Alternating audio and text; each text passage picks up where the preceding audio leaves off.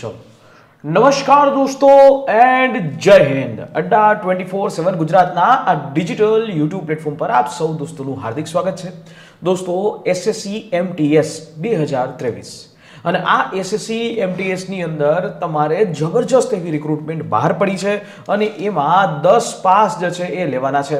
હવે આવી 10 પાસ ઉપરની ભરતી અને એમાંય 16,000 જેટલી MTS જે છે પદો માટે અહીંયા MTS ના પદો માટે ભરતી કરવાની હોય तो त्यारे तमारा सौ लोको माटे खास जे छे एसएससी एमटीएस नी अंदर फॉर्म भरवू ए जोईए। दोस्तों एसएससी एमटीएस नी अंदर उपरे शुं काम आ वात करीए छीए दोस्तों कारण के एनु रीजन छे कारण तो एक तो अहींया 10 पास नु लेवल छे अने बीजी वस्तु ए छे के कम्प्यूटर बेस्ड टेस्ट छे अने वधी अने 6 महीनानी अंदर तो तमने रिक्रुटमेंट जे छे मळी जाय छे। अलग अलग भारतनी अंदर अलग अलग जे मिनिस्ट्रीओ छे ए मिनिस्ट्रीओनी अंदर तमने आ रिक्रुटमेंट ए आपी देवामां आवती होय छे। तो दोस्तों आवो करिए आपणा आ सेशननी शरूआत अने जेनी अंदर हूँ अत्यारे तमारी साथे डिस्कस करवानो छुं A previous year question papers छे जे 2021 થી લઈ 2029 बराबर 2019 થી લઈ અને 2021 સુધીના 2021-22 સુધીના જે પ્રીવિયસ ईयर क्वेश्चन पेपर છે એના ઉપર આપણે ડિસ્કશન કરશું। એની અંદર હું તમને ખાસ કરીને પોલિટી જીઓગ્રાફી અને ઇકોનોમીનો થોડો ઘણો પોર્શન છે એ અહીંયા હું કવર કરવાનો છું। તો આવો દોસ્તો કરીએ શરૂઆત આપણા આજના સેશનની અને આજના સેશનની શરૂઆત આપ સૌના દિલથી હૃદયપૂર્વક ખાસ જે છે એ સ્વાગતની સાથે અને અડ્ડા 24/7 ગુજરાત એની તમે એપ છે એને પણ ડાઉનલોડ કરી શકો છો। એપને ડાઉનલોડ કરવાનું શું કામ કહું છું કારણ કે આ એપના માધ્યમથી તમે અમારી જે એસએસસી એમટીએસ ની બેચ છે એ પરચેસ કરી શકશો પ્લસ કે એ ડેઈલીના ફ્રી કરંટ અફેર્સ જે એસએસસી ની પરીક્ષા માટે જરૂરી છે કારણ કે અડ્ડાની સ્પેશિયાલિટી એ એસએસસી છે બરાબર। ડેઈલી કરંટ અફેર્સ જોબ એલર્ટ્સ આ બધી જ વસ્તુઓ છે એ તમે શીખી શકો છો બહુ જ બરાબર ફ્રી રીતે। ચલો તો નેક્સ્ટ આપણા ક્વેશ્ચનની શરૂઆત કરીએ। સૌથી પહેલો ક્વેશ્ચન છે તમારી સામે અહીંયા ડિસ્પ્લે થઈ ચૂક્યો છે કે સૌથી પહેલા ક્વેશ્ચનમાં કીધું છે કે નીચેનામાંથી હવે આ જેટલા પણ પ્રશ્નો હું પૂછીશ એ પ્રીવિયસ યર ક્વેશ્ચન પેપર છે એટલે કે જે એક વખત પૂછાયેલા પ્રશ્નોપત્ર છે બરાબર છે। 2019 ની પરીક્ષાની અંદર આવા પ્રકારના પ્રશ્નો છે એ પૂછાયેલા છે 2019 અને 21 માં।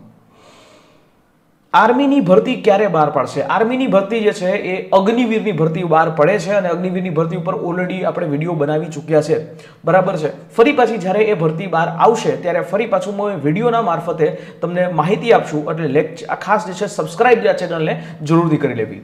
તો પહેલો પ્રશ્ન છે કે નીચેનામાંથી કઈ પહાડીઓ છે એ ભારતની प्रायद्वीपीय उच्च प्रदेश ની અંદર જોવા મળતી નથી બરાબર। प्रायद्वीपीय उच्च प्रदेश એટલે કે ભારતના જે સાઉથ ઇન્ડિયા છે એમાંથી કઈ એવી પહાડી છે એ આ જોવા મળતી નથી?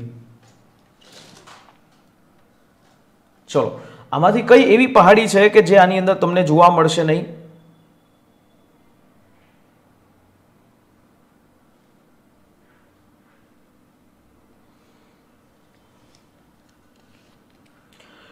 कमेंट बॉक्स खुलू है और कमेंट बॉक्स ની અંદર જવાબ આપવાનું રાખજો જેથી કરીને આપણને ખબર પડે।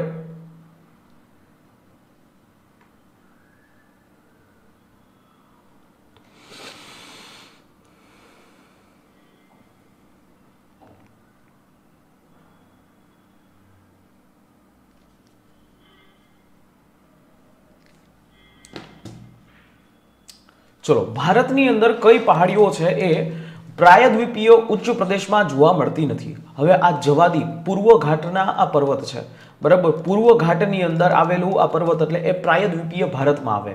વેલીકોંડા અને નલ્લામલા વેલીકોંડા આ પણ પૂર્વ ઘાટની અંદર આવનારા આ પર્વતો છે બરાબર।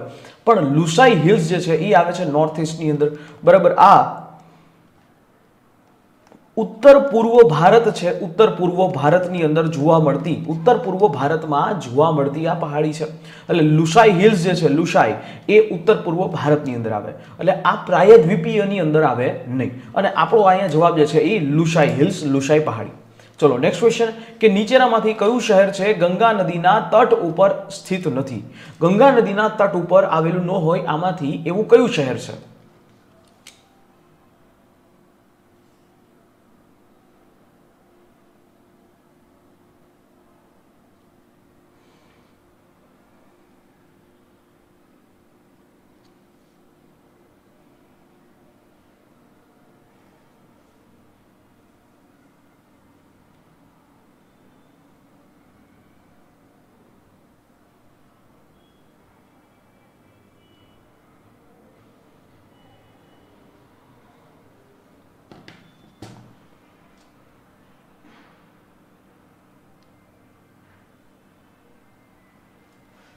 ચલો, ગંગા નદીના તટ ઉપર એ અવસ્થિત ન હોય એવું કયું શહેર? વારાણસી આવે, ઇલાહાબાદ, હાલનું પ્રયાગરાજ આવે, કાનપુર આવે, પણ જયપુર છે એ જયપુર એટલે ડી છે એ તમારો જવાબ આવે. કે તમને શું પૂછ્યું છે? વારાણસી આમાંથી કઈ એવું શહેર છે જે ગંગા નદીના તટ ઉપર આવેલું નથી, ગંગા નદીના તટ ઉપર અવસ્થિત નથી એવું શહેર છે એ આમાંથી જયપુર છે. જયપુર કોઈ દિવસ ગંગા નદીના તટ ઉપર ન આવે. અને આ જયપુર આવે ક્યાં? તો કે રાજસ્થાનની અંદર. અને ગંગા નદી છે એ કોઈ દિવસ રાજસ્થાનમાંથી નીકળતી નથી, એટલે અહીંયા તમારો સાચો જવાબ થાય છે એ રાજસ્થાન છે. ચલો નેક્સ્ટ ક્વેશ્ચન, કે દરેક સંસદીય બેઠકનો પહેલો 1 કલાક કેના માટે હોય છે? દરેક સંસદીય બેઠક હોય એ દરેક સંસદીય બેઠકની અંદર પહેલો 1 કલાક કેના માટે હોય છે?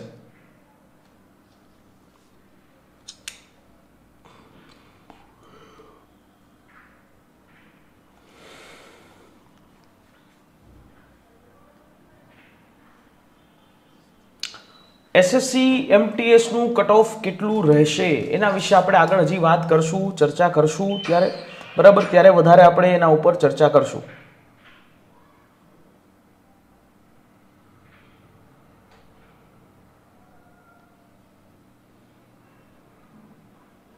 ચલો, સંસદીય બેઠક છે એની અંદર સૌથી પહેલો 1 કલાક હોય, એટલે કે 11 વાગ્યાથી લઈને 12 વાગ્યા સુધીનો સમય.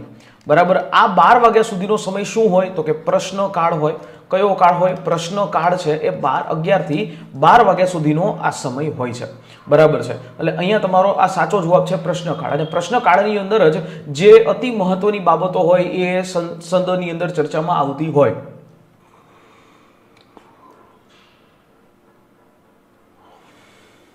બરાબર, તો આનો સાચો જવાબ છે પ્રશ્નકાળ. ચલો નીચેનો નેક્સ્ટ ક્વેશ્ચન, ભારતીય બંધારણના ભારતીય બંધારણના કયા અનુચ્છેદના અંતર્ગત કોઈ રાજ્યની અંદર રાષ્ટ્રપતિ શાસન છે એ લાગુ કરવામાં આવે છે? એવો કયો અનુચ્છેદ છે કે જેના અંતર્ગત રાજ્યની અંદર રાષ્ટ્રપતિ શાસન લાગુ કરવામાં આવે છે?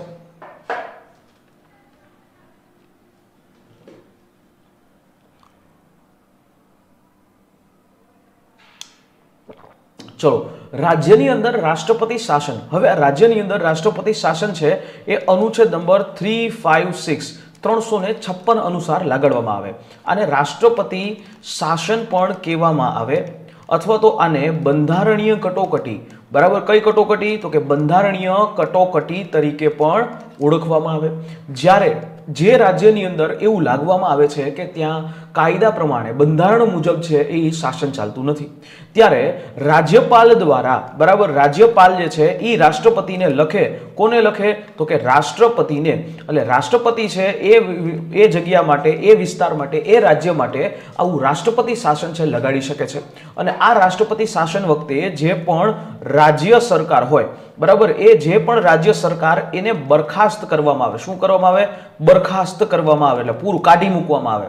રાષ્ટ્રપતિ જે છે આ એક પાવરનો ઉપયોગ કરીને આખી રાજ્ય સરકારને વિખેરી શકે છે. અને આ જે રાષ્ટ્રપતિ શાસન છે એ ભારતની અંદર અલગ અલગ જગ્યાએ લાગ્યું છે. ભારતમાં સૌથી વધારે રાષ્ટ્રપતિ શાસન જો લાગ્યું હોય, બરાબર છે, ભારતની અંદર સૌથી વધુ વાર જે છે રાષ્ટ્રપતિ શાસન છે લાગ્યું હોય તો એ પંજાબની અંદર છે. અને દોસ્તો ગુજરાતની અંદર અત્યાર સુધીમાં ટોટલ 5 વાર રાષ્ટ્રપતિ શાસન છે એ લગાડવામાં આવ્યું છે. તો અહીંયા આપણો જે સાચો જવાબ છે એ અનુચ્છેદ નંબર 356, બરાબર છે, 356મો જે અનુચ્છેદ, એટલે કે રાષ્ટ્રપતિ શાસન અથવા તો એને બંધારણીય કટોકટી કહેવામાં આવે. જ્યારે અનુચ્છેદ નંબર 300, બરાબર છે, આર્ટિકલ નંબર 352 352 જેને આપણે રાષ્ટ્રીય કટોકટી તરીકે, બરાબર, રાષ્ટ્રીય કટોકટી, કઈ કટોકટી? તો કે રાષ્ટ્રીય કટોકટી તરીકે ઓળખવામાં આવે છે. અને અનુચ્છેદ નંબર, આર્ટિકલ નંબર 360 એટલે કે 360 કે જેને આપણે ઓળખવામાં આવે છે નાણાકીય કટોકટી. કઈ કટોકટી? નાણાકીય કટોકટી, બરાબર છે. હજી સુધી જે છે એ કોઈ દિવસ ભગવાનની દયા છે અને રામ રાજ્ય છે કે નાણાકીય કટોકટી છે લગાડવાની કોઈ દિવસ જરૂરિયાત ઊભી નથી થઈ. પરંતુ હા, રાષ્ટ્રીય કટોકટી છે એ ટોટલ 3 વાર લાગી છે. અને બંધારણીય કટોકટી અલગ અલગ રાજ્યમાં લાગેલી છે. અડ્ડા 24/7 દ્વારા એસએસસી માટે કોઈ બુક પબ્લિશ થશે? એની ઉપરની માહિતી થોડા જ સમયની અંદર તમને અમે આપીશું, બરાબર, કે બુક પબ્લિશ થશે કે નહીં, શું છે શું નહીં, બરાબર, એના ઉપર આપણે વાત થોડા સમયની અંદર કરીશું. ચાલો નેક્સ્ટ ક્વેશ્ચન ઉપર આવીએ આપણે કે કોસી નદી છે એ કોસી નદી, બરાબર, જેને આપણે બિહારનો શોક કહીએ છીએ, નેપાળમાંથી નીકળે છે 7 ધારાઓ. આ કોસી નદીનો ઉદ્ભવ સ્થાન એટલે નેપાળ, બરાબર, અને નેપાળની અંદર માઉન્ટ એવરેસ્ટ જે છે પાસેથી, માઉન્ટ એવરેસ્ટ જે છે એની પાસેથી આ કોસી નદી નીકળે છે. તો આ કોસી નદીનું પ્રાચીન નામ છે એ આમાંથી શું છે? ચાલો, આ જે કોસી નદી છે અને એ કોસી નદીનું નામ છે આમાંથી શું છે?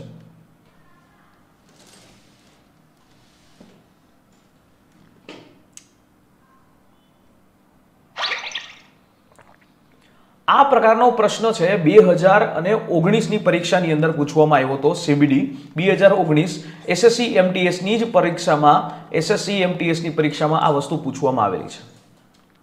ચલો, તો આ કોસી, બરાબર, જે કોસી છે માઉન્ટ એવરેસ્ટ નેપાળમાંથી આ નીકળે છે. આને 7 ધારાઓનું પાણી મળે, બરાબર છે, 7 ધારાઓનું પાણી મળે એટલે કે 7 અલગ અલગ નદીઓ છે આની અંદર એ સંગમ થાય પછી આ બને છે કોસી. જ્યારે આ નદી છે એ બિહારની અંદર આવે છે ત્યારે એનું નામ જે છે એ કોસી બને છે.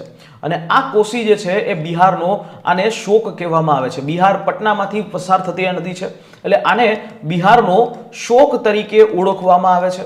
અને આ નદીનો અંત જે છે જગ્યાએ થાય છે, ક્યાં થાય છે તો કે ગંગા નદીની અંદર, બરાબર, ગંગા નદીની અંદર આનો અંત જે છે એ થઈ જાય છે. હવે આ જે નદી છે એ કોસી, કોસીનું જે પ્રાચીન નામ હતું એનું નામ હતું કૌશિકી, એટલે એ ઉપર લગભગ કોઈનો જવાબ નથી ગયો. કોશીનું જે પ્રાચીન નામ છે એ કૌશિકી તરીકે પણ ઓળખવામાં આવે છે. એટલે આનું જે પ્રાચીન નામ છે દોસ્તો એ કૌશિકી છે, બરાબર. આ કાન્હા પેનાન, કુંભાન, કરનાળી એવું કોઈ છે નહીં, બરાબર. ચાલો નેક્સ્ટ ક્વેશ્ચન ઉપર વાત કરીએ. વન્યજીવ સંરક્ષણ અધિનિયમ ક્યારે પાસ કરવામાં આવ્યો? વન્યજીવ સંરક્ષણ અધિનિયમ ક્યારે પાસ કરવામાં આવ્યો છે?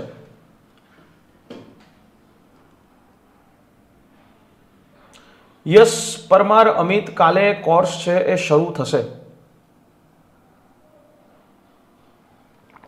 15મી તારીખથી કોર્સ છે શરૂ થશે.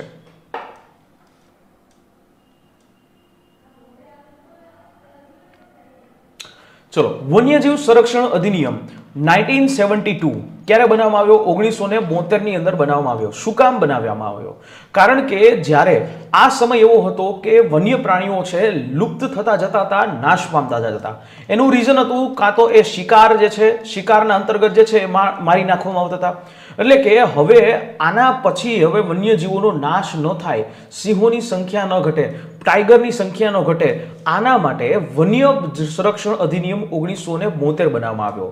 કે જે અધિનિયમ અંતર્ગત કે કાલ સવારે કોઈ પણ વ્યક્તિ છે એ આવા વન્ય પ્રાણીઓ છે એને રંજાડતા અથવા તો એને હેરાન કરતા અથવા તો એને શિકાર કરતા પકડાય તો એને 5 વર્ષથી લઈને 7 વર્ષ સુધીની સજા છે એ થઈ શકે છે, બરાબર, અને દંડ જે છે એ પણ થઈ શકે છે. એટલે આવી રીતે વન્યજીવ સંરક્ષણ અધિનિયમ 1972 જે છે એ આ પસાર કરવામાં આવ્યો 1972 ની અંતર્ગત.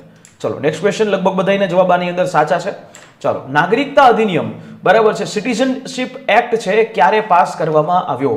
નાગરિકતા અધિનિયમ. ચાલો, આ નાગરિકતા અધિનિયમ છે એ ક્યારે પાસ કરવામાં આવ્યો? અને આવા નાગરિકતાની વાત અત્યારે તમારા માટે આઈએમપી છે.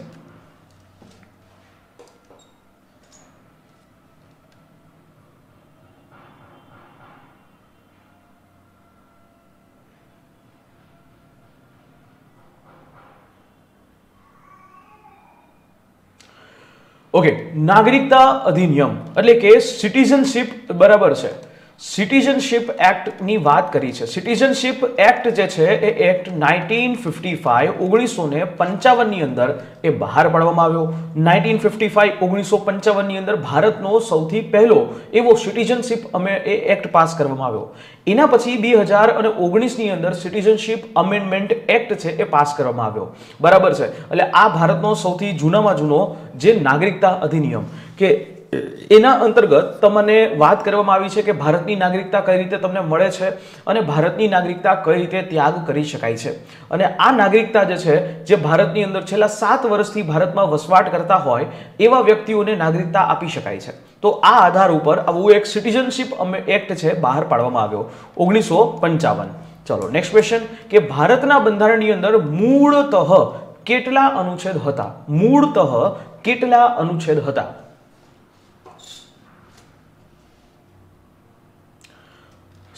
જો કોર્સમાં કેટલો અવર્સ રીડિંગ કરાવવામાં આવશે? દોસ્તો રીડિંગ છે એ તમારે જાતે કરવાનું રહેશે, પરંતુ અહીંયા ભણાવવામાં આવશે એ અંદાજિત 4 કલાક તો દરરોજ ભણાવવામાં આવે છે જ, બરાબર છે, અંદાજિત 4 કલાક તો થાય જ. ઓકે, તો ભારતના બંધારણની અંદર મૂળભૂત કેટલા અનુચ્છેદ હતા? ભારતનું બંધારણ એની અંદર મૂળભૂત કેટલા અનુચ્છેદો હતા? એટલે અહીંયા 1950 ની અંદર 26મી જાન્યુઆરી 1950 ભારતમાં બંધારણ છે એ અમલમાં આવ્યું. ઓકે, અને એ વખતે અનુચ્છેદ જે છે એ અનુચ્છેદ ટોટલ કેટલા હતા? 395 જેટલા અનુચ્છેદો હતા. ઓકે, ભાગ કેટલા હતા? તો કે ભાગ જે છે એ ટોટલ 22 જેટલા ભાગ હતા. અને પરિશિષ્ટ જે છે એ પરિશિષ્ટ કેટલી હતી? તો પરિશિષ્ટ હતી ટોટલ 8, બરાબર, પરિશિષ્ટ 8 હતી. એટલે આ જે છે મૂળતઃ વાત થાય તમને, મૂળતઃ, બરાબર છે, કે એ વખતે કેટલી હતી. હવે આ જ વસ્તુ હું તમને અત્યારે પૂછું કે અત્યારે હાલમાં ભારતના બંધારણની અંદર કેટલા અનુચ્છેદો છે? ચાલો, હાલની અંદર ભારતની અંદર કેટલા અનુચ્છેદો? ઓકે, બરાબર છે, હાલની અંદર માની લ્યો કે 2023 ની પરિસ્થિતિએ બંધારણની અંદર આર્ટિકલ કેટલા? અનુચ્છેદ 468 જેટલા આર્ટિકલ છે. ભાગ કેટલા છે? તો કે અહીંયા ભાગ 25 થઈ ગયા છે. અને પરિશિષ્ટ જે છે એ પરિશિષ્ટ કેટલી પડે છે? અને પરિશિષ્ટ અત્યારે 12 થઈ ગઈ છે. એટલે આ હાલની પરિસ્થિતિ મુજબ 2023 ની પરિસ્થિતિ મુજબ આ બંધારણ આપણું અત્યારે એટલું રહ્યું છે, બરાબર છે. એટલે આવી રીતે આપણું બંધારણ એ અમલમાં આવેલું છે. ચલો નેક્સ્ટ ક્વેશ્ચન, કે કયા બંધારણીય સંશોધન અંતર્ગત 6 વર્ષથી લઈને 14 વર્ષ સુધીના બાળકોને મફત અને ફરજિયાત શિક્ષણ છે એનું પ્રાવધાન કરવામાં આવ્યું? એવો કયો સુધારો હતો કે જેમાં આ પ્રકારની સુધારો કરવામાં આવ્યો છે?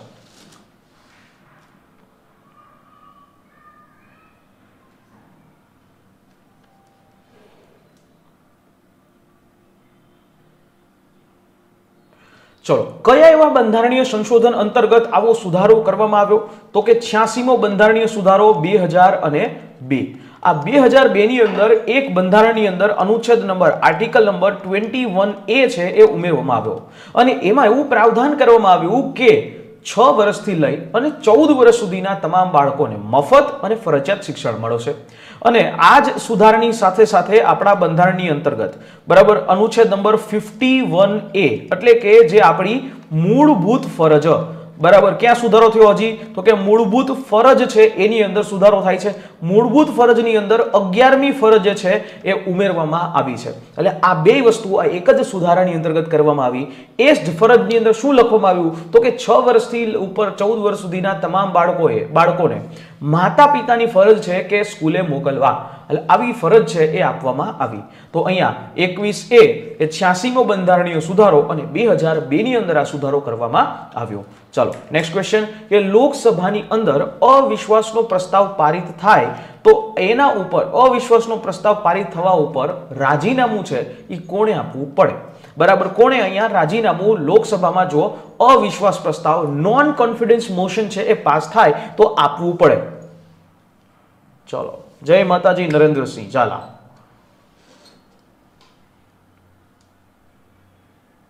ઓકે, લોકસભાની અંદર અવિશ્વાસનો પ્રસ્તાવ છે એ પારિત થાય તો કોણે રાજીનામું આપવું પડે? આખી જે છે એ મંત્રી પરિષદ હોય, બરાબર. લોકસભાની અંદર હંમેશા અવિશ્વાસનો પ્રસ્તાવ છે ને માત્ર ને માત્ર લોકસભાની અંદર જ એ પ્રસ્તાવ આવે.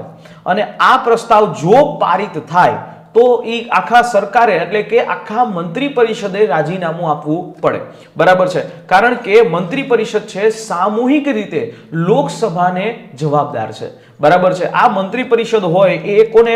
તો કે સામૂહિક રીતે, બરાબર છે. કોને જવાબદાર? તો કે લોકસભાને, બરાબર છે. લોકસભા છે એને જવાબદાર કહેવામાં આવે છે. ચાલો, બરાબર છે. તો અહીંયા સી છે તમારો સાચો જવાબ થાય, મંત્રી પરિષદ. નેક્સ્ટ, કે શોષણ વિરુદ્ધનો અધિકાર છે એ શું છે? આ શોષણ વિરુદ્ધ અધિકાર આ કયા પ્રકારનો અધિકાર છે?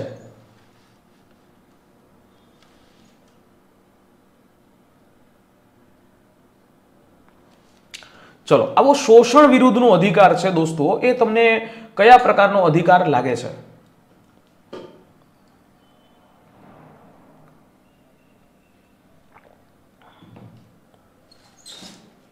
ઓકે, તો દોસ્તો શોષણ વિરુદ્ધનો અધિકાર બરાબર છે જે આપણે ભારતના બંધારણની અંતર્ગત આપવામાં આવ્યો. બરાબર, ભારતના બંધારણની અંદર શોષણ વિરુદ્ધનો અધિકાર કે તમને અનુચ્છેદ નંબર આ ક્યાંથી આપવામાં આવ્યો તો કે અનુચ્છેદ નંબર 23 અને 24 કે તમને મનુષ્ય વેપાર, દેહ વ્યાપાર કે બળજબરીપૂર્વક રીતે તમને કોઈ પણ જગ્યાએ કામમાં હાનિકારક કામમાં રાખી શકાય નહીં.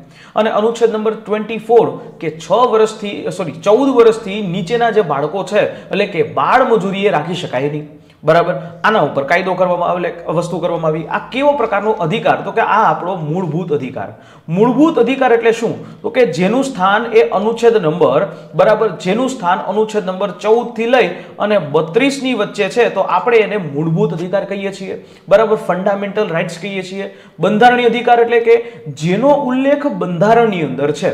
એટલે અનુચ્છેદ નંબર બંધારણની અંદર ઉલ્લેખ કરવામાં આવ્યો અનુચ્છેદ નંબર 300A કે તમે મિલકત ધરાવી શકો છો.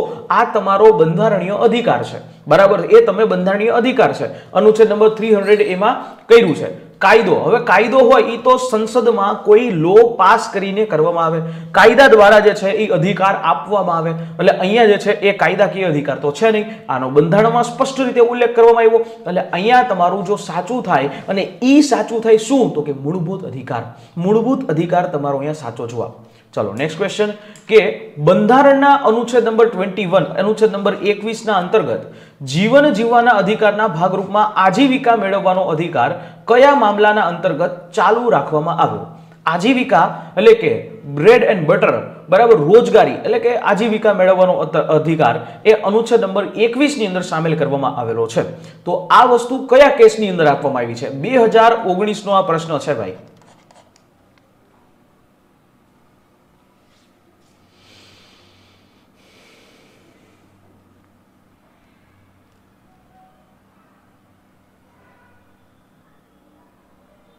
ચલો શું આવે ભાઈ આની અંદર જવાબ?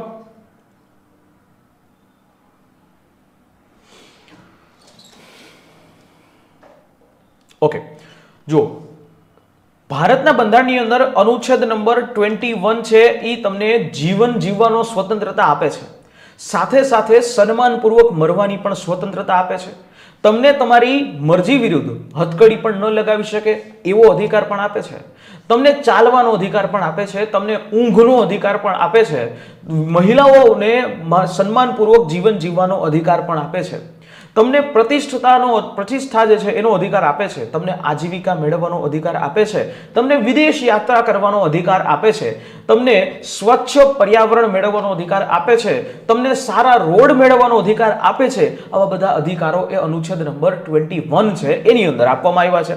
અને આ બધી સારી વાતો અનુચ્છેદ નંબર 21 માં કરી છે. અને આમાં જે આજીવિકાની બાબતમાં કયો કેસ ચાલુ હતો તો કે ઓલ્ગા ટેલિસ વર્સિસ બોમ્બે નગર નિગમ.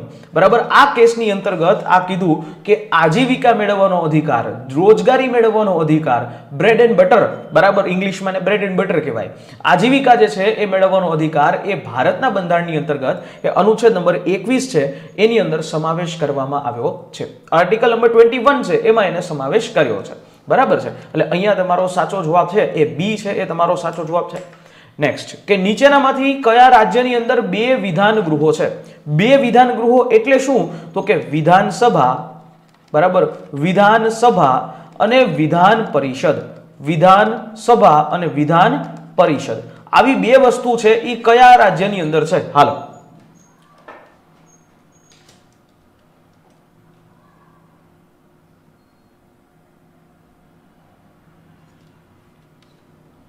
ઓકે, એક્ઝેક્ટલી ગુજરાતમાં તો કોઈ દિવસ છે નહીં, નથી આપણો પાડોશી દેશ રાજસ્થાનમાં અને નથી ઝારખંડમાં શિબુ સોરેનવાડામાં. મહારાષ્ટ્ર છે કે જ્યાં અહીંયા વિધાન પરિષદ છે અને વિધાન સભા પણ છે. મેમ્બર ઓફ લેજિસ્લેટિવ એસેમ્બલી અને મેમ્બર ઓફ લેજિસ્લેટિવ કાઉન્સિલ આ 2 વસ્તુ પણ મહારાષ્ટ્રની અંદર છે. બરાબર છે, કર્ણાટકમાં પણ છે. એવી જ રીતે અલગ અલગ રાજ્યોની અંતર્ગત આવું વિધાનસભા અને વિધાન પરિષદ છે એ આવેલી છે. ચલો નેક્સ્ટ ક્વેશ્ચન કે નવેમ્બરની શરૂઆતમાં નીચા દબાણવાળી અવસ્થા બંગાળાની ખાડી છે એને પાર કરીને સ્થાનાંતરિત થઈ જાય છે અને એ ચક્રવાતી નીચા દબાણને લીધે હોય છે. જે ખાલી જગ્યા ઉપર ઉત્પન્ન થાય છે. હવે બંગાળાની ખાડી હોય તો આવું નીચું દબાણ છે જેને આપણે લો પ્રેશર કહીએ, આવું લો પ્રેશર છે એ ક્યાં ઉત્પન્ન થાય? બરાબર, અંદમાન સાગર, જાપાન સાગર, કેસ્પિયન સાગર કે પ્રશાંત મહાસાગર. બહુ ઈઝી પ્રશ્ન છે, ગેસ કરવા માટે આમાં ઈઝી રીતે તમે કહી શકો કે આવું વસ્તુ છે એ અંદમાન જે છે અંદમાન સાગર, બરાબર, અંદમાન સાગર કહેવામાં આવે, અથવા તો આપણે એને કહીએ બંગાળાની ખાડી. બરાબર, બંગાળાની ખાડી છે એની અંદર આ વસ્તુ લો પ્રેશર સર્જાય. નવેમ્બર મહિનો એટલે આપણા માટે એ પાછા ફરતા મોસમી પવનોની ઋતુ હોય છે. તમને એવું કીધું છે આ પાછા ફરતા મોસમી પવનોની અંતર્ગત ભારતના જે પૂર્વ ઘાટ છે, બરાબર, ભારતનો જે પૂર્વ ઘાટનો એરિયા છે જેની અંદર આંધ્રપ્રદેશ છે, તમિલનાડુ છે, બરાબર, આંધ્રપ્રદેશ, તમિલનાડુ, ઓડિશા છે, ઓડિશા, આવા જે પ્રદેશો છે ત્યાં વરસાદ પડે છે. અને એ કેને લીધે પડે તો કે અહીંયાથી લો પ્રેશર સર્જાય અને એ ચક્રવાતના સ્વરૂપમાં ત્યાં જઈને પડે છે. એટલે અહીંયા અંદમાન સાગર છે એ તમારો અહીંયા સાચો જવાબ એ આવે છે. ચલો નેક્સ્ટ ક્વેશ્ચન કે બંધારણમાં નીચેનામાંથી કયા વર્ષે એ સૌથી પહેલા ભારતના બંધારણનું આમુખમાં સુધારો કરવામાં આવ્યો?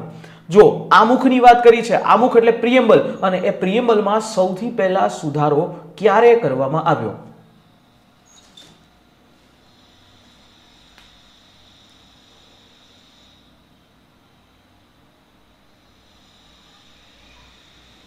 ચલો, ક્યારે આવો સુધારો કરવામાં આવ્યો?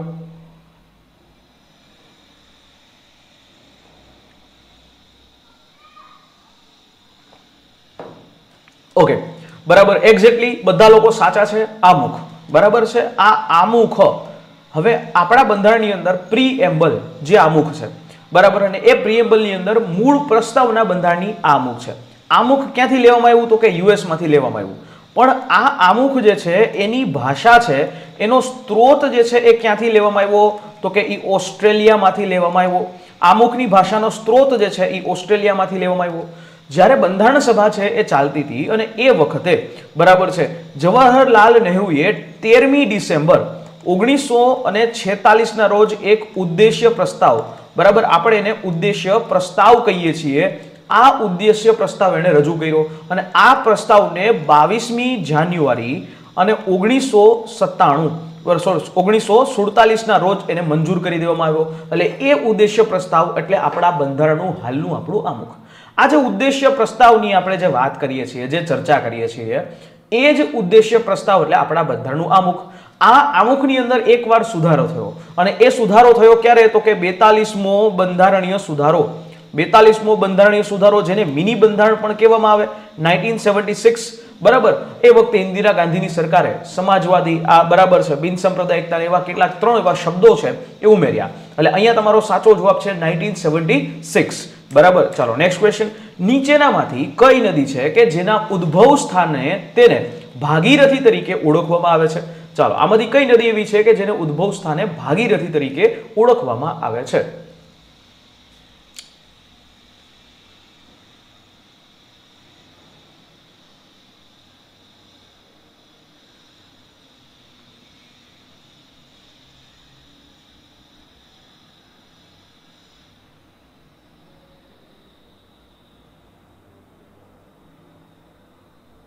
એક્ઝેક્ટલી, બરાબર છે કે ગંગા નદી છે, બરાબર, આ ગંગા નદી છે એ ગંગા નદીને ભાગીરથી તરીકે ઓળખવામાં આવે. હકીકતમાં આ ગંગા નદી છે એ અલકનંદા અને અહીંયા ધૌલી ગંગા, અહીંયા આ જગ્યાએ અલકનંદા, ઓકે, અલકનંદા અને ધૌલી ગંગા, ઓકે, આલા અલકનંદા અને ધૌલી ગંગા જે જગ્યાએ મળે એ પ્રયાગને આપણે કહીએ છીએ વિષ્ણુ પ્રયાગ. બરાબર, વિષ્ણુ પ્રયાગ. સમજો, બહુ મસ્તીનું વસ્તુ આખું સમજાવું છું. ગંગા નદીના આખું પ્રયાગ જે છે એ તમારા 5 પ્રયાગ અહીંયા સમજાવું છું. બરાબર છે. આ અલકનંદા નદી છે એ આગળ હજી ચાલશે. અલકનંદા નદીને આ સાઈડથી એક અહીંયાથી, બરાબર, નંદા દેવી ગ્લેશિયરમાંથી નંદાકિની નામની નદી છે એ અલકનંદાને મળે છે અને ત્યાં જે પ્રયાગ બનાવે છે એને નંદ પ્રયાગ કહેવામાં આવે. કયો પ્રયાગ કહેવામાં આવે? નંદ પ્રયાગ. હજી આ સાઈડથી એક જે છે નદી આવે છે જેનું નામ છે પિંડાર. પિંડાર નદી છે એ અહીંયા મળે છે અને એ પ્રયાગ અહીંયા અલકનંદાને મળે છે અને એ પ્રયાગને કહેવામાં આવે છે કર્ણ પ્રયાગ. બરાબર, કયો પ્રયાગ કહેવામાં આવે તો કે કર્ણ પ્રયાગ. અહીંયા કેદારનાથ પાસેથી એક નદી છે જેનું નામ છે મંદાકિની, બરાબર, મંદાકિની મળે છે અને એ અલકનંદા અને મંદાકિનીને જે મળે અને એ જગ્યાએ બનાવે કયો પ્રયાગ? તો કે રુદ્રપ્રયાગ, બરાબર છે, રુદ્રપ્રયાગ અહીંયા બનાવે કેદારનાથ પાસેથી જે મંદાકિની નીકળે એ. અને ત્યાંથી આગળ જે છે ગૌમુખ પાસેથી જે ભાગીરથી નીકળે છે, ભાગીરથી, બરાબર, ભાગીરથી જે ગૌમુખ પાસેથી નીકળે અને આ ભાગીરથી અહીંયાથી નીકળી અને સીધી અલકનંદા પાસે એ અહીંયા આવી જાય છે, ઋષિકેશથી સ્થિત આગળ. અને ત્યાં અલકનંદા અને ભાગીરથી એ જે પ્રયાગ અહીંયા આવે છે એ પ્રયાગને કહેવાય છે દેવપ્રયાગ, બરાબર છે. દેવપ્રયાગ એ અહીંયા નદી એ મળી જાય છે.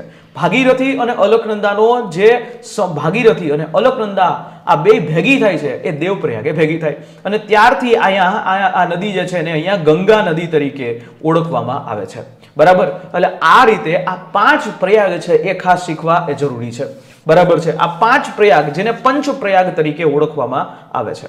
એટલે આ પંચ પ્રયાગ કે જે વિષ્ણુ પ્રયાગ સૌથી પહેલા, એના પછી નંદ પ્રયાગ, કર્ણ પ્રયાગ, રુદ્ર પ્રયાગ અને દેવ પ્રયાગ. ચાલો, ક્લિયર?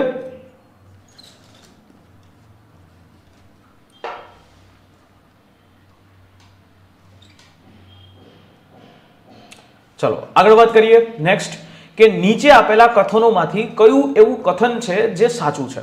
જંગલો કાપવાથી CO2 ની માત્રા ઘટે છે અને CO2 એ ઉષ્માને બાંધી લે છે અને તે એમાંથી કોઈ વાયુ નીકળવા દેતો નથી, બરાબર છે. એ ભારે છે અને એમાંથી કોઈ વાયુ છે એ નીકળવા દેતો નથી. આમાંથી કયું જે કથન છે, કયું વિધાન છે એ તમારું સાચું છે એ તમારે અહીંયા કહેવાનું છે. ચાલો, આમાંથી કયું એવું સ્ટેટમેન્ટ છે જે સાચું તમને લાગે છે?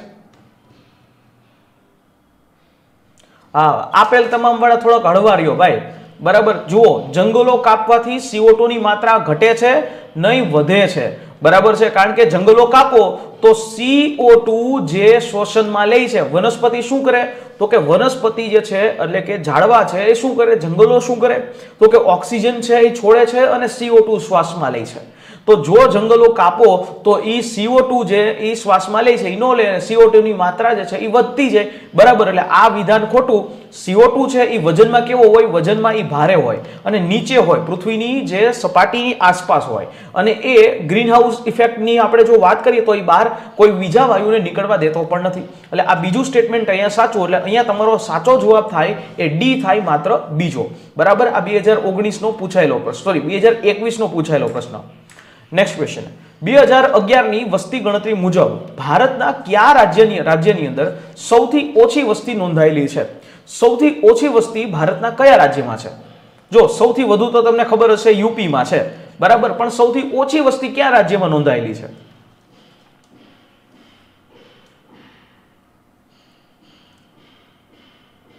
એક્ઝેક્ટલી, ભારતની અંદર સૌથી ઓછી વસ્તી છે એ સિક્કિમની અંદર નોંધાયેલી હશે. ક્યાં નોંધાયેલી હશે? સિક્કિમ ખાતે આવી વસ્તી છે એ નોંધાયેલી હશે, બરાબર. એટલે એ છે સાચો જવાબ છે. નેક્સ્ટ કે 2011 ની વસ્તી ગણતરી મુજબ ભારતનું બીજા નંબરનું સૌથી વધારે વસ્તી વાળું એવું મેટ્રો સિટી છે, આમાંથી કયું છે? બીજા નંબરનું સૌથી વધારે વસ્તી ધરાવતું મેટ્રો સિટી આમાંથી કયું? ચાલો,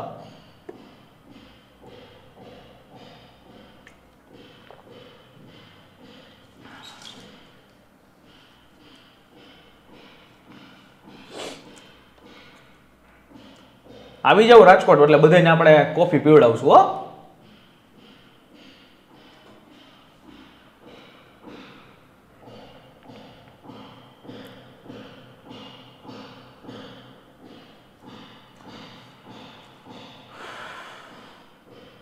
ઓકે, 2011 ની અંદર સૌથી વધારે વસ્તી ધરાવનારું જે મેટ્રો સિટી, જે આપણે શહેર કહીએ છીએ, બરાબર, સૌથી વધારે વસ્તી હતી એ પહેલા નંબર ઉપર હતું મુંબઈ અને બીજા નંબર ઉપર હતું દિલ્હી, બરાબર. એટલે અહીંયા તમારો સાચો જવાબ છે દિલ્હી, કારણ કે આપણને પૂછ્યું છે બીજા નંબરનું, એટલે બીજો નંબર દિલ્હી.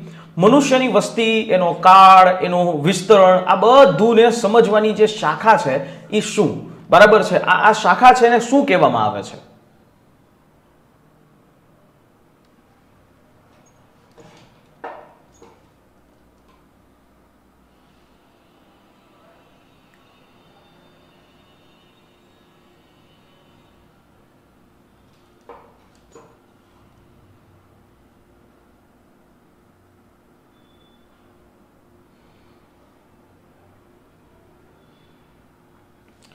જો આ જે મનુષ્યની જે વસ્તી છે, આ વિસ્તરણ છે, એને સમજો. એને શું કહેવામાં આવે? ડેમોગ્રાફી કહેવામાં આવે. શું કહેવામાં આવે? ડેમોગ્રાફી. વસ્તી ઉપરની કોઈ વસ્તુ છે એને આપણે ડેમોગ્રાફી શું કહેવામાં આવે? ડેમોગ્રાફી તરીકે ઓળખવામાં આવે. 2017 ની અંદર આવો એક ક્વેશ્ચન પણ પૂછાયેલો હતો કે ડેમોગ્રાફી ડિવિડન્ડ, બરાબર. કયો શબ્દ? તો કે ડેમોગ્રાફી ડિવિડન્ડ. શું છે? Demography dividend. આ ડેમોગ્રાફી ડિવિડન્ડ એટલે શું? તો કે અહીંયા 15 વર્ષથી લઈ અને 69 વર્ષ સુધીની જે જનસંખ્યા છે એ જનસંખ્યાને આને કહેવામાં આવે ડેમોગ્રાફિક ડિવિડન્ડ. અને આ કેવી હોય? દેશના માટે ઉત્પાદક જનસંખ્યા કહેવામાં આવે, બરાબર. કેવી? ઉત્પાદક જનસંખ્યા તરીકે આને ઓળખવામાં આવે. એટલે આ છે ઉત્પાદક જનસંખ્યા, ડેમોગ્રાફિક ડિવિડન્ડ કહેવામાં આવે છે. એટલે અહીંયા આપણો સાચો જવાબ થાય છે શું? તો કે ડેમોગ્રાફી થાય છે. નેક્સ્ટ કે નીચેનામાંથી કઈ નદી એ નેપાળ હિમાલય છે એમાંથી નીકળે છે? આમાંથી કઈ નદી એવી છે કે જે નેપાળ હિમાલયમાંથી નીકળનારી નદી છે? બેતવા, ચિનાબ, ચંબલ કે ઘાઘરા?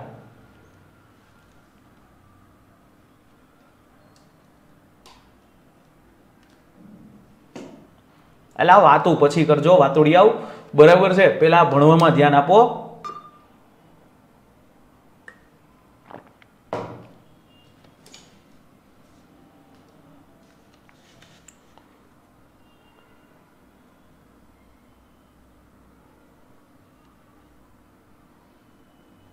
ચલો, બેતવા, ચંબલ, ચિનાબ, ચંબલ અને ઘાઘરા.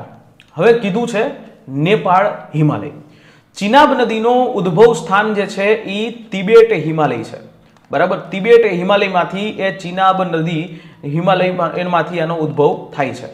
ઓકે, સોરી, એ નેપાળમાંથી નહીં થાય. ઓકે, એક જ મિનિટ.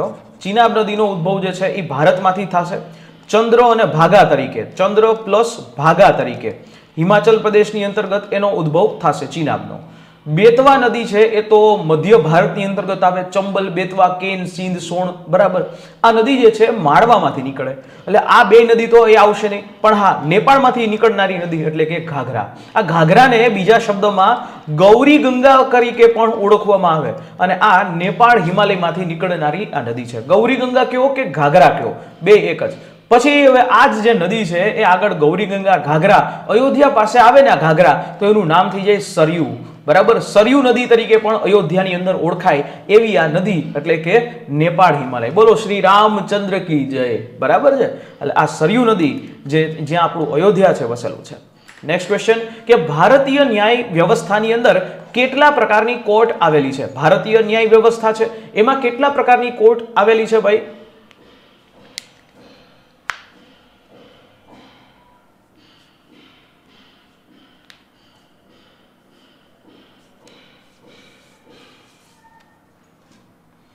ચલો, તો આ ભારતની ન્યાય વ્યવસ્થાની અંદર સૌથી પહેલા નંબર ઉપર આવે એ કોણ? તો કે સુપ્રીમ કોર્ટ, બરાબર છે. સુપ્રીમ કોર્ટ જે છે સૌથી પહેલા નંબર ઉપર. બીજા નંબર ઉપર કઈ કોર્ટ આવે? તો કે હાઈકોર્ટ જે છે એ આવે છે, એટલે કે હાઈકોર્ટ બીજા નંબર ઉપર. અને ત્રીજા નંબરની ઉપર શું? તો કે તાબા હેઠળની અદાલતો, બરાબર છે. તાબા હેઠળ છે એની અદાલતો એ આની અંતર્ગત એ આવે છે. એટલે અહીંયા તમારી આપણા ભારતની અંદર ત્રણ પ્રકારની જ્યુડિશિયરી સિસ્ટમ, ત્રણ વ્યવસ્થાની અંતર્ગત આવે. એટલે અહીંયા આપણો સીધો સરળ જવાબ ત્રીજો, બરાબર છે, 3 ડી. નેક્સ્ટ 2011 ની વસ્તી ગણતરી મુજબ ભારતનું સૌથી વધુ વસ્તી ધરાવતું મેટ્રો સિટી કયું છે? સૌથી વધુ વસ્તી ધરાવતું મેટ્રો સિટી જેના ઉપર હું હમણાં જ વાત કરી, હાલો, બરાબર છે, હમણાં જ વાત કરી મેં મેટ્રો સિટી ઉપર, બરાબર છે. કયું આવે? તો કે મુંબઈ, બરાબર છે. મુંબઈનો પહેલો નંબર અને દિલ્હીનો બીજો નંબર. મેટ્રો સિટીની અંદર સૌથી વધારે વસ્તી ધરાવનારું શહેર એ આપણું મુંબઈ. મુંબઈ પછી દિલ્હી. નેક્સ્ટ ક્વેશ્ચન કે ભારતના વર્ષ 2022-23 ના બજેટમાં ક્રિપ્ટોકરન્સી ઉપર કેટલા ટકા ટેક્સ એટલે કે લેવી એ લગાડવાનું નક્કી કરવામાં આવ્યું હતું? બરાબર છે. હાલો, મસ્તીનો પ્રશ્ન એટલા માટે કારણ કે આ 2022 ની અંતર્ગત પૂછાયેલો પ્રશ્ન છે. જે ક્રિપ્ટોકરન્સી છે, પેલા તો એ ક્રિપ્ટોકરન્સીથી જે લાભ કમાવામાં આવે છે, બિટકોઇન ને ઇથેરિયમ ને એવા ઘણી બધી ક્રિપ્ટોકરન્સી છે, વર્ચ્યુઅલ કરન્સી કહેવાય. એ વર્ચ્યુઅલ કરન્સીની અંદર જે ટેક્સ જે છે ભારતે એ શરૂ કરી દીધો અને કેટલા ટકા કર્યો હતો? 30% જેટલો ટેક્સ જે છે રાખ્યો હતો. એટલે મતલબ એવો કે તમે 100 રૂપિયા કમાઓ છો, 100 રૂપિયામાંથી તમારે 30 રૂપિયા જે છે એ સરકારને એઝ અ કર તરીકે અથવા તો ટેક્સ તરીકે આપવાના રહેશે. બાકીના 70 રૂપિયા જે છે એ તમારી પાસે એ આવક થશે, બરાબર આ રીતે ટેક્સ અથવા તો લેવી બરાબર જે તરીકે આપણે એને ઓળખીએ છીએ એ 30% રાખવામાં આવ્યો ક્રિપ્ટોકરન્સી ઉપર. નેક્સ્ટ કે અજીત કુમાર દોવાલ એ ભારતના પ્રધાનમંત્રીના ભારતના 5મા અને વર્તમાન ખાલી જગ્યા છે. આ તો બધાને ખબર હશે ભાઈ.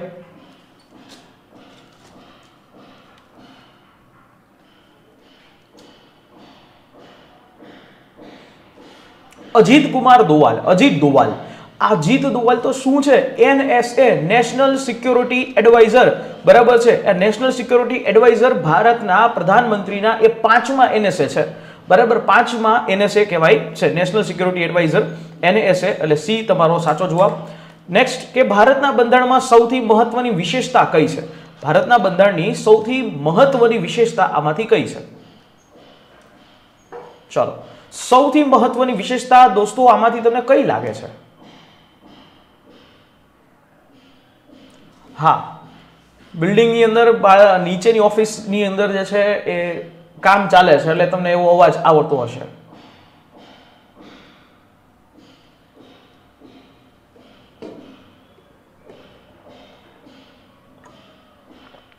ઓકે ભાઈ, ભારતના બંધારણની અંદર સૌથી મહત્વની વિશેષતા કે ભારતનું બંધારણ કેવું છે? ફેડરલ છે, એટલે કે સંઘીય છે. આનો મતલબ એવો કે ભારતની અંદર અત્યારે કેન્દ્ર સરકાર પણ છે અને રાજ્ય સરકાર જે છે એ પણ છે. બે અસ્તિત્વમાં છે.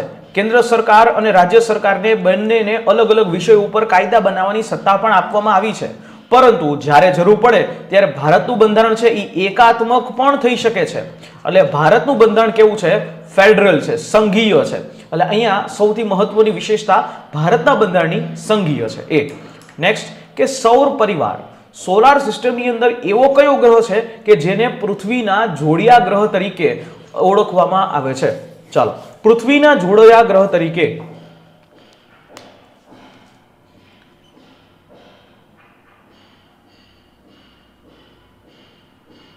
એક્ઝેક્ટલી પૃથ્વીનો જોડિયો ગ્રહ અથવા તો એને ભગીની બરાબર છે, ભગીની પણ કહેવામાં આવે અથવા તો પૃથ્વીની બહેન તરીકે પણ ઉલ્લેખ આનો આવે છે. શુક્ર ગ્રહ એવો છે કે જેનું બંધારણ પૃથ્વી જેવું છે, પૃથ્વી જેવું એનું બંધારણ છે. ઓકે, એનું બંધારણ જે છે પૃથ્વી જેવું હોવાને કારણે આને આપણે જોડિયા ગ્રહ તરીકે ઓળખવામાં આવે છે. નેક્સ્ટ વાત કરીએ કે small industries development bank of India બરાબર. Small industries development bank of India એટલે કે સિડબી, આનું નિયમન એટલે કે રેગ્યુલેશન કોના દ્વારા થાય છે?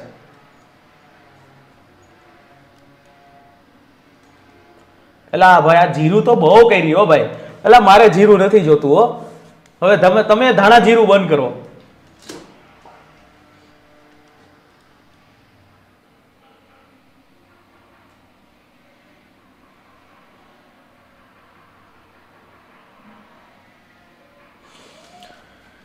હા હા, ઓકે. તો small industries development bank of India, ભારતની અંદર કોઈ પણ બેંક છે એ બધી જ બેંકોની વાલી, મમા અને પાપા ઓફ ધ ઓલ બેંક્સ બરાબર. બધી જ બેંકોના માય બાપ કોણ? તો કે RBI, reserve bank of India. એટલે રિઝર્વ બેંક ઓફ ઇન્ડિયા કે જેની સ્થાપના 1935 ની અંદર કરવામાં આવી. એક જે છે ફેડરલ બેંક તરીકે કરવામાં આવી હતી, જે ભારતની અંદર અહીંયા બધી જ બેંકોનો વહીવટ એ સેન્ટ્રલાઇઝ કરવા માટે આવી રિઝર્વ બેંક ઓફ ઇન્ડિયા રાખવામાં આવી છે બરાબર છે. ચલો, તો નેક્સ્ટ ક્વેશ્ચન, બંધારણના મુજબ ભારત શું છે? હાલો, બંધારણ મુજબ ભારત શું છે? બંધારણ મુજબ જો જોવા જાવ તો ભારત શું છે? તો કે ગણતંત્ર છે. શું છે? ભારત ગણતંત્ર તરીકે ઓળખવામાં આવે. કારણ કે ભારતના પ્રધાનમંત્રી, ભારતના બંધારણનો અનુચ્છેદ number 1, India that is Bharat shall be the union of state. India કે જેને તમે ભારત કહો છો એ રાજ્યોનો બનેલો સંઘ છે. એટલે સંઘ એટલે શું? તો કે ગણતંત્ર છે. એટલે અહીંયા તમારો સાચો જવાબ છે એ ગણતંત્ર થાય. નેક્સ્ટ ક્વેશ્ચન, ભારતના બંધારણ છે એના મુજબ ભારતમાં એક કેગ, કોમ્પ્ટ્રોલર એન્ડ ઓડિટર જનરલની નિયુક્તિ કરવામાં આવે છે. આ જે કેગ છે એ કેગની નિયુક્તિ આમાંથી કોણ કરે છે? CAG ની નિયુક્તિ કોણ કરે છે? એક્ઝેક્ટલી કેગ માટે એટલે કે ભારતના બંધારણનો અનુચ્છેદ નંબર 148 બરાબર 148 એ રાખવામાં આવ્યો છે. 148 જે છે એ CAG એટલે કે કોમ્પ્ટ્રોલર એન્ડ ઓડિટર જનરલ માટે રાખવામાં આવ્યો. આ જે ક્રોમ્પ્ટન એન્ડ ઓડિટર જનરલ છે એની નિયુક્તિ, બરાબર, એની નિમણૂક જે છે એ કોણ કરે? તો કે આની નિમણૂક દેશના રાષ્ટ્રપતિ કરે, બરાબર. આ રાષ્ટ્રપતિ એ છે એની નિમણૂક કરે અને એને શપથ પણ લેવડાવવામાં આવે. આનું કામ શું કરવાનું? તો કે દેશના તમામ હિસાબો છે એ હિસાબો એ તપાસવાનું, બરાબર છે. કોનું કામ? તો કે હિસાબો તપાસવાનું કામ જે છે એ આનું છે. અને ક્યાંય કોઈ ગડબડી નથી થતી ને એની વસ્તુ જે છે એના માટે એ રિપોર્ટ છે એ સંસદમાં મૂકે છે, બરાબર. એટલે આ CAG Crompton and auditor general આ જે છે હિસાબો જે છે એ તપાસવાનું કામ કરે છે. ક્લિયર? તો રાષ્ટ્રપતિ જે છે એ આની નિયુક્તિ કરે છે. ઓકે, અને રાષ્ટ્રપતિ ઈચ્છે ત્યાં સુધી, એટલે કે જનરલી 5 વર્ષ માટે આ હોય છે, બરાબર છે. નેક્સ્ટ, અને હાલના કેગ કોણ? તો કે વેણુગોપાલ, બરાબર છે. ચલો નેક્સ્ટ ક્વેશ્ચન કે દુનિયાનું સૌથી મોટું એવું ઉષ્ણકટિબંધીય વર્ષાવન આમાંથી કયું છે? ઉષ્ણકટિબંધીય વર્ષાવન એ આમાંથી કયું? દુનિયાનું સૌથી મોટું ઉષ્ણકટિબંધીય વર્ષાવન કયું છે?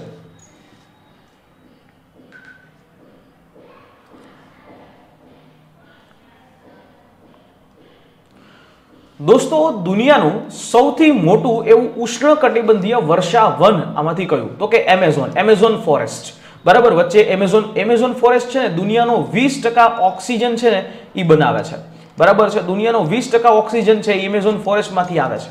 એટલે આ એમેઝોન ફોરેસ્ટમાં જીવસૃષ્ટિ પણ જબરજસ્ત રહી છે, બરાબર. આ એમેઝોન ફોરેસ્ટ કે જે દક્ષિણ અમેરિકા જે છે એની અંતર્ગત આવેલો છે, બરાબર. એટલે અહીંયા એમેઝોન ફોરેસ્ટ. ચલો નેક્સ્ટ ક્વેશ્ચન કે 2021 બહાર પડાયેલ ઇનલેન્ડ વેસલ બિલ, બરાબર. 2021 ની અંદર એક બિલ બહાર પાડવામાં આવ્યું, ઇનલેન્ડ વેસલ બિલ. એ કયા મંત્રાલયથી સંબંધિત છે? આવો પ્રશ્ન 2021 ની પરીક્ષાની અંતર્ગત પૂછવામાં આવ્યો, SSC MTS.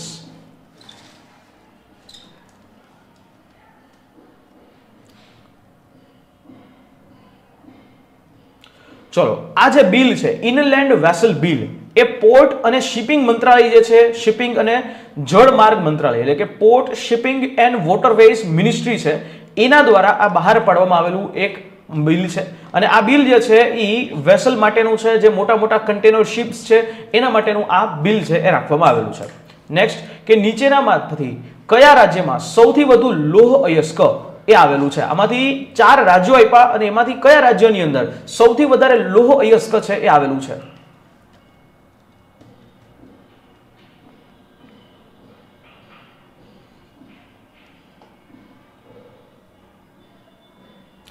સૌથી વધારે લોહ અયસ્ક કયા રાજ્યની અંદર આવેલું છે?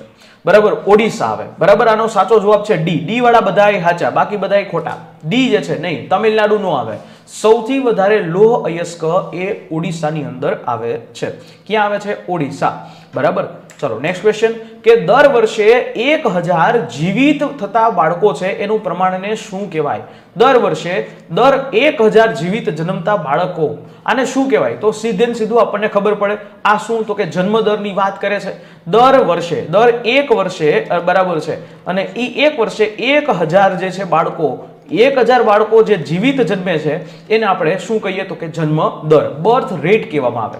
ચલો નેક્સ્ટ, ભારતના બંધારણના ભાગની અંદર, કયા ભાગની અંદર રાજ્ય નીતિના માર્ગદર્શક સિદ્ધાંતો વિશે વાત કરવામાં આવી છે? ભારતના બંધારણનો એવો કયો ભાગ છે કે જેમાં આવી પ્રકારની વાત કરવામાં આવી છે? તો કે ભારતના બંધારણની અંદર અનુચ્છેદ નંબર, આર્ટિકલ નંબર 36 થી લઈને 51 સુધી આ વાત કરી. અને એ તેજ બહાદુર સપ્રુ સમિતિ, આ ભાગ ઉમેરવામાં આવ્યો કેના ભલામણથી? તેજ બહાદુર સપ્રુ સમિતિ, તેજ બહાદુર સપ્રુ જે છે એની સમિતિ, એના ભલામણથી આ ભાગ જે છે ઉમેરવામાં આવ્યો. ઓકે, અને આ ભાગ જે છે કયો? તો કે ભાગ જે છે એ 4. એટલે ભાગ 4 રાજ્યનીતિના માર્ગદર્શક સિદ્ધાંતો, અને ઈ કેવો છે? તો કે મરજિયાત છે, બરાબર છે. શું છે? એ મરજિયાત છે. કલ્યાણકારી રાજ્ય કઈ રીતે બનાવવું, રાજ્યએ પોતાના લોકોનું સુખાકારી, આરોગ્ય, કલ્યાણ આ બધી જ બાબતે કઈ રીતે કામ કરવું એના ઉપર આ સલાહ એ આપે છે, બરાબર. એટલે ભાગ 4 એ તમારો અહીંયા સાચો જવાબ. નેક્સ્ટ, ભારતમાં નીચેનામાંથી કયું કારણ એ ગ્રામીણ ગરીબીનું નથી? હાલો, આ પ્રશ્નનો આપો મસ્તી રીતે જવાબ. આમાંથી કયું એવું કારણ જે તમને એવું લાગે છે કે એ ગ્રામીણ ગરીબીનું નથી?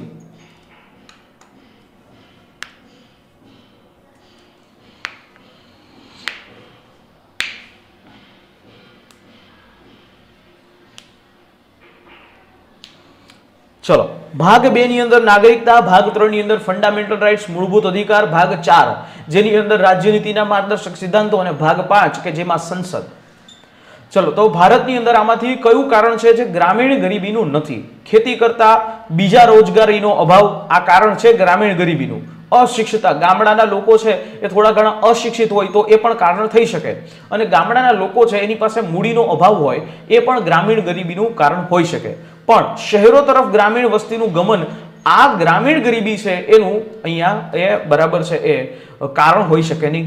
એટલે અહીંયા તમારો એ છે એ સાચો જવાબ થાય. બરાબર છે, તમે શહેરો તરફ જે છે ગ્રામીણ વસ્તી એ ટ્રાન્સફર થાય છે.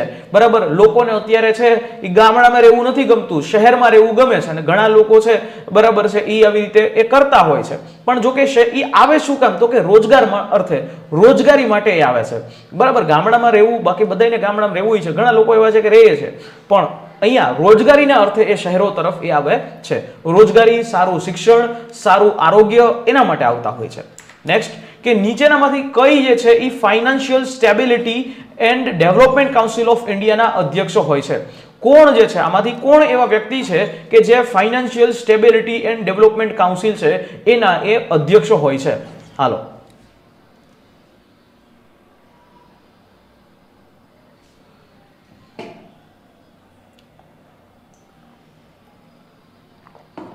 ચલો, તો આ financial stability and development council આના અધ્યક્ષ કોણ હોય? તો કે દેશના નાણામંત્રી એટલે નિર્મલા સીતારામન છે એ આના અધ્યક્ષ હોય છે. બરાબર, એનું કામ શું છે? તો કે ફાઇનાન્સ, દેશની અંદર જે ઇકોનોમિક સ્ટેબિલિટી, ફાઇનાન્શિયલ સ્ટેબિલિટી, બરાબર, એને એ જોવાનું કામ આનું હોય છે, અને એમાં નાણામંત્રી જીએસટી કાઉન્સિલ જેવું કામ કરે છે. બરાબર, એ અધ્યક્ષ હોય. 1 ચોરસ કિલોમીટરમાં રહેતા લોકોની સંખ્યા છે આને શું કહેવાય? 1 ચોરસ કિલોમીટરનો એરિયા હોય અને એમાં રહેતા લોકોની સંખ્યા છે એને શું કહેવામાં આવે?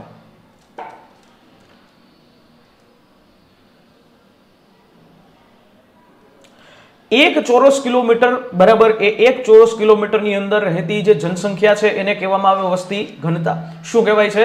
વસ્તી ઘનતા તરીકે ઓળખવામાં આવે. બરાબર, શું એનું રીઝન? તો કે વસ્તી ઘનતા, બરાબર, ડેન્સિટી તરીકે એ ઓળખવામાં આવે છે. બરાબર, 1 ચોરસ કિલોમીટરમાં રહેતા લોકોની સંખ્યા. બરાબર, ચલો નેક્સ્ટ ક્વેશ્ચન. મોસમની અંદર થતા જે તમામ ફેરફારો છે એ કેને આભારી છે? મોસમની અંદર, એટમોસ્ફિયરની અંદર જે ફેરફારો થાય છે એ કેને આભારી છે?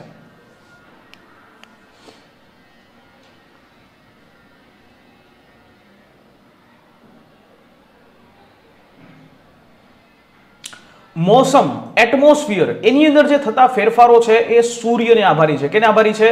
સૂર્ય. બરાબર છે, બધાયના દાદા કોણ? એટલે સૂર્ય. કે એ છે એ ફરે છે અને એના લીધે આપણે બધા આ મોસમ, શિયાળો, ઉનાળો આવી વસ્તુ છે અનુભવીએ છીએ, ચોમાસું, બધું વસ્તુ. નેક્સ્ટ ક્વેશ્ચન, કે HV છે હજીરા, બરાબર, હજીરાથી જગદીશપુર પાઇપલાઇન. આ હજીરાથી જગદીશપુર પાઇપલાઇન જે છે એ ઉત્તર પ્રદેશ સુધી વિસ્તરેલી છે. બરાબર, HV જે પાઇપલાઇન, આ HV જે પાઇપલાઇન છે આમાંથી કયા રાજ્યની અંદર પાસ થાય છે? હજીરાથી એ કયા રાજ્યની અંદર એ પાસ કરવામાં આવે છે? એક્ઝેક્ટલી, બરાબર, HV જે હજીરાથી જગદીશપુર પાઇપલાઇન. બરાબર, આ ગેસ પાઇપલાઇન છે, અહીંયાથી હજીરાથી ગેસ પાઇપલાઇન સીધી ઉત્તર પ્રદેશની અંદર એ જગદીશપુર પાસે પહોંચે અને મધ્યપ્રદેશમાંથી એ પાસ થઈને જાય છે. મધ્યપ્રદેશ, ઝારખંડમાંથી કોઈ દી ન જાય, હિમાચલ પ્રદેશ ઉપર વયું ગયું અને ઉત્તરાખંડમાં પણ નથી જતી. બરાબર છે, અહીંયાથી એ મધ્યપ્રદેશમાંથી થઈ અને ઉત્તર પ્રદેશના જગદીશપુર પાસે એ પાઇપલાઇન પહોંચે છે. બરાબર, ચલો નેક્સ્ટ ક્વેશ્ચન, કે ભારતના દક્ષિણમાં કેટલા પાડોશી દેશો આવ્યા છે? ભારત જે છે એ ભારતના દક્ષિણમાં કેટલા એવા પાડોશી દેશો છે?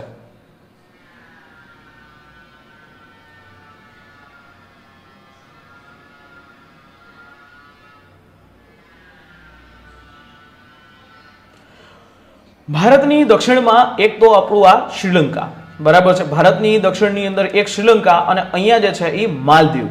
ઓકે, તો આવી રીતે જોવા જાવ તો બે એવા પાડોશી દેશો છે દક્ષિણની અંદર, અને એ બે કેવા દરિયાઈ પાડોશી દેશ કહેવાય. બરાબર છે, એ દરિયાઈ પાડોશી દેશ તરીકે ઓળખવામાં આવે છે. એટલે ભારતના આ બે જે છે શું છે? તો કે દરિયાઈ પાડોશી દેશો છે. નેક્સ્ટ ક્વેશ્ચન, કે હવાનો ભેજ માપવાનો એકમ શું? પેપર જે છે એમાં લીક થઈ ગયું થોડું ઘણું, પણ કહી જ દઉં, હવાનો ભેજ કેમાં માપવામાં આવે? હ્યુમિડિટીની અંદર માપવામાં આવે. હવાનો ભેજ છે એ હ્યુમિડિટીની અંદર માપવામાં આવે. અને અહીંયા આપણો આજનો જે છે એ ક્વેશ્ચન જે છે એનો અંત થાય છે, બરાબર. સમય મર્યાદા થઈ ગઈ, સમય જે છે એ થઈ ગયો, બરાબર. ફરી પાછો હું તમને મળીશ આવતીકાલે સાંજે 6 થી 7 ના સેશનમાં. આવતીકાલે સાંજે 6 થી 7 એસએસસી MTS જે છે એના ઉપર આપણે એ આવા પ્રીવિયસ યર ક્વેશ્ચન પેપર જે છે એ લઈને આવશું. ફરી પાછા જે છે આવતીકાલે લગભગ 50 જેટલા પ્રશ્નો કરવા છે અને 50 જેટલા પ્રશ્નો જે છે એ આપણે આવતીકાલે કરીશું, બરાબર. આજના સેશનને આપણે અહીંયા સુધી વિરામ કરીએ. ફરી પાછા મળશું આવતીકાલે સાંજે 6 થી 7 અડ્ડા 24/7 ગુજરાત ઉપર. અને હા, હજી જો તમે એસએસસી ની બેચ ન લીધી હોય તો અડ્ડા 24/7 ગુજરાતની વેબસાઇટ ઉપર જઈ અથવા તો એપ્લિકેશન એ ડાઉનલોડ કરીને Y526 કોડ છે આનો ઉપયોગ કરીને 18% જેટલું ડિસ્કાઉન્ટ એ મેળવી શકો છો. એટલે માત્ર તમને 780 રૂપિયાની અંદર આ બેચ પડે છે. 780 રૂપિયા એટલે પર ડે ના 2.1 રૂપિયા તમે અહીંયા ખર્ચ કરો છો. પર ડે ના 2.1 રૂપિયા ઓનલાઈન લાઈવ લેક્ચર જે છે એ તમને અહીંયા ક્વોલિટી વાળા મળશે, બરાબર છે. તો અહીંયા બરાબર આજના સેશનને આપણે વિરામ કરીએ. જો લેક્ચર ગમ્યો હોય તો લાઈક કરીને જરૂરથી જજો અને સબસ્ક્રાઇબ જો ન કર્યું હોય તો સબસ્ક્રાઇબ જરૂરથી કરી લેજો. અને લેક્ચરમાં કોઈ ક્વેશ્ચન છે તો નીચે કોમેન્ટ બોક્સમાં પણ પૂછી શકો છો. મળીએ છીએ નેક્સ્ટ સેશનમાં. ત્યાં સુધી મને રજા આપશો. જય હિન્દ એન્ડ જય